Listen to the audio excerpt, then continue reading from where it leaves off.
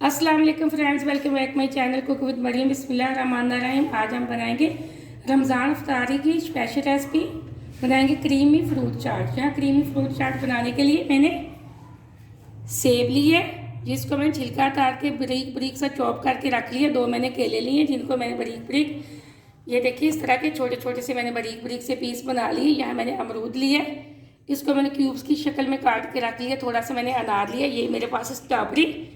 यहाँ मैंने fresh cream ली है तकरीबन 4 चम्मच।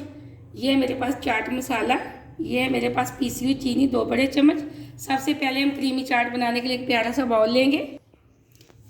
यह मैंने एक बाउल ले लिया, इसके अंदर हम सारे फ्रूट डाल देंगे। कोई भी आपके पास जो भी फ्रूट हो आप उससे बना सकते हैं, कोई मसला नहीं। यह फ्रूट डाल दिए, क्रीम को मैंने अच्छे से फेंट के रख लिया है।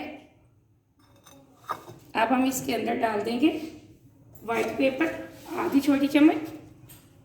अब हम डाल देंगे चीनी। अब हम डाल देंगे चाट मसाला। इसी के साथ अब हम डाल देंगे क्रीम डाल के हम अच्छे से कर लेंगे मिक्स। यहाँ मैंने फ्रेश क्रीम ली है, आप फ्रेश क्रीम का इस्तेमाल करेंगे तो ये ज़्यादा मज़े की बनेगी। अब हम इसको कर लेते हैं मिक्स।